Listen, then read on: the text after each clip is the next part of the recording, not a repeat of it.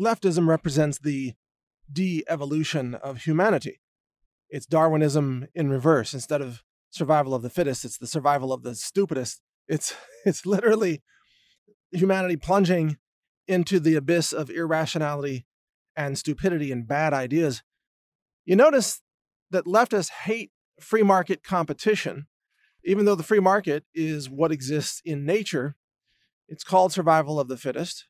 If you look out in nature, whether you're looking at buffalo, wolves, deer, plants, dandelions for that matter, all plants and animals compete for resources. And they do so through a process called natural selection and survival of the fittest, of course. They adapt, they create competitive advantages, and they outcompete their rivals. And this is what makes plants and animals more capable generation after generation, more able to survive, more able to adapt and overcome. Now, before liberalism came along, humanity was in a free market system. And this is what created human progress, was competition.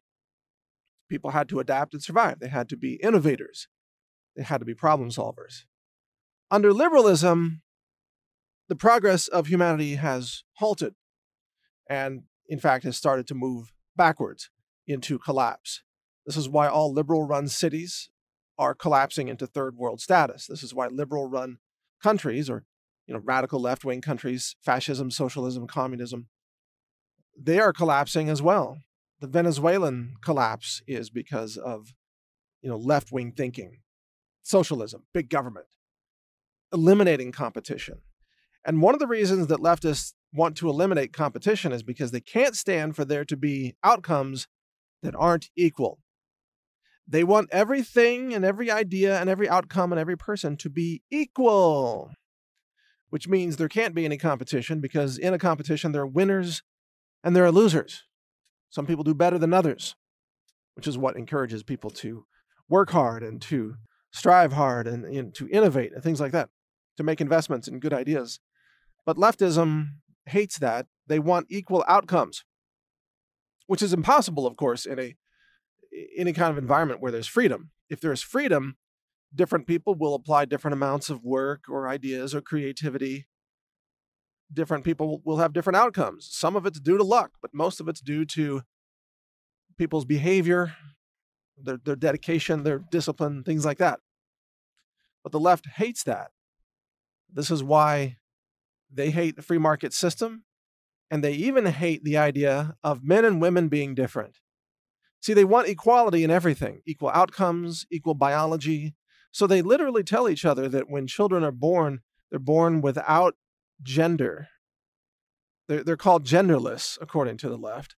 And they say that doctors assign a gender at birth, just like randomly assign a gender. Flip a coin. If it heads, it's a boy, tails, it's a girl. I don't know. They flip a coin. Of course, it's absurd.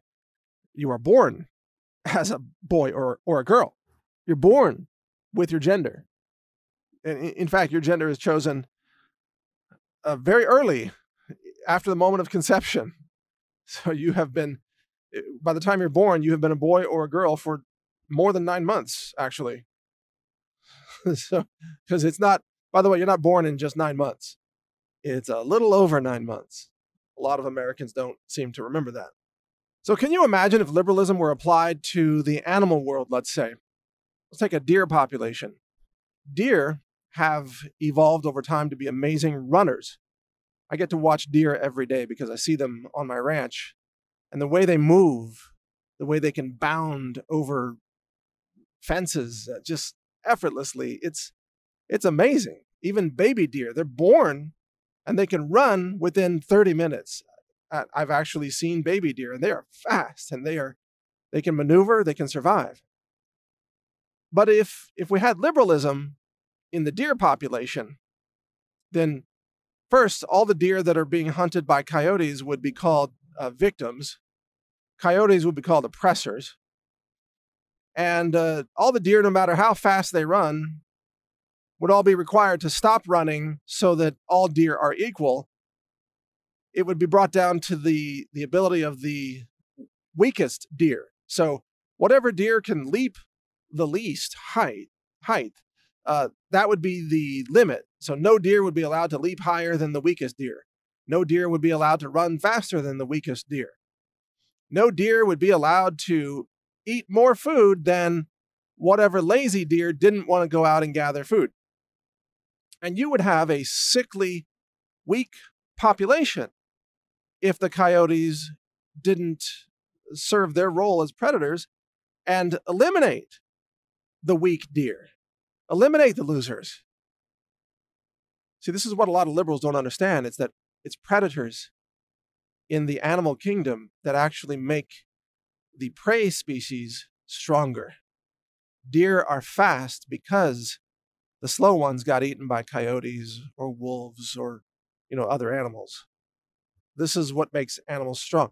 Predators and prey have a very delicate, intricate, even intimate relationship in nature. They each make each other stronger. And in a sense, the predators serve a purpose by eliminating the weak, which might have genetic defects or might be sick, or, weak buffalo get eaten by the wolves. And the strong buffalo go on to reproduce. I didn't say it was polite. I didn't say it was compassionate, but it is Mother Nature. This is how it operates.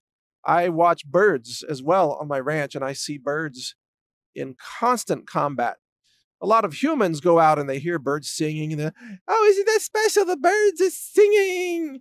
No, they're in a war. It's a territory war. Birds are only singing for basically two reasons. Either one, to attract a mate for reproduction, or to defend their territory, either by announcing their presence, which is a verbal warning followed up by the threat of violence, or by declaring to other people, this is my boundary, these are my borders, don't come into these borders. Yes, birds have border walls, so to speak, but they're auditory, not physical. And I've seen birds in combat. They fight each other. Birds eat other birds' baby birds and baby bird eggs. It's combat all the time. I see owls. Owls are the stealth predators of the bird world. They fly silently. When they don't move, they are almost impossible to see against the bark of the tree. And again, when they fly, it is silent. They do not have wing flapping sounds. They are the stealth fighters of the bird world. How did they get that ability? Because of natural selection and competition. They develop the skills and the traits and the properties and the habits generation after generation because the weak died off. The weak were killed. Weak predators starved to death. Weak prey were caught and killed by predators. Humanity has not had any natural selection for a long time, which has allowed incredibly bad ideas to flourish. But it will lead humanity to a collapse of the population, a collapse of economies. Out of that, the survivors will emerge. Free market, or I should say competitive markets, will once again return to the survival spectrum for humanity. Only the adaptive will be able to survive. Not merely the strong, but the intelligent. And those who have stupid ideas, i.e. liberals and leftists, will be killed off or starve to death, or they'll try to eat each other as their cities collapse into cannibalism, things like that. Natural selection can only be delayed. It cannot be paused forever. It can't be canceled. Natural selection is going to happen on Earth again, because humanity has allowed bad ideas to flourish, which will lead to societal collapse. And when that happens, you are either predator or prey, just like in the animal kingdom.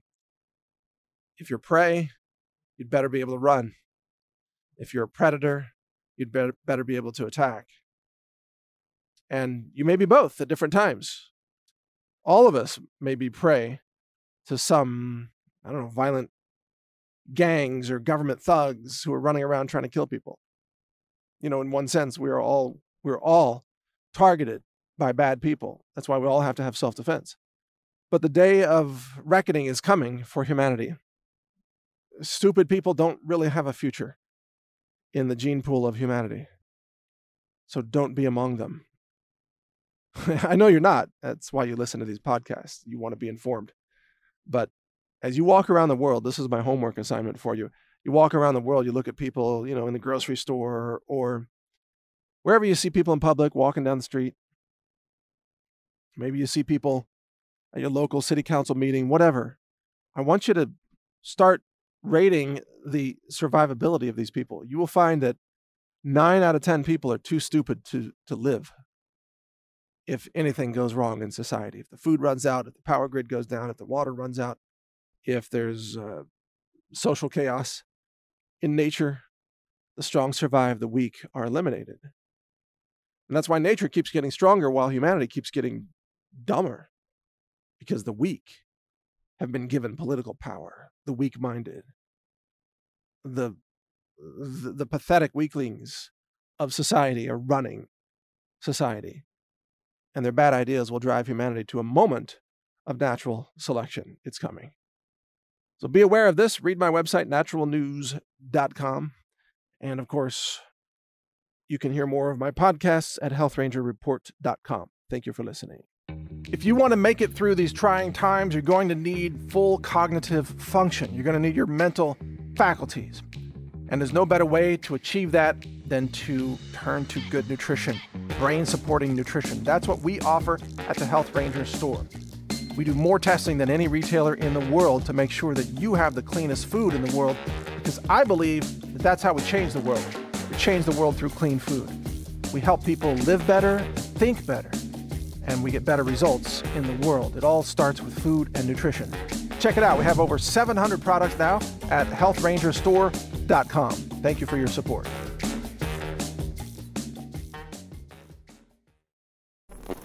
Thank you for watching. If you want to support our mission, visit us at healthrangerstore.com for the world's largest selection of lab-verified superfood and nutritional products for healthy living.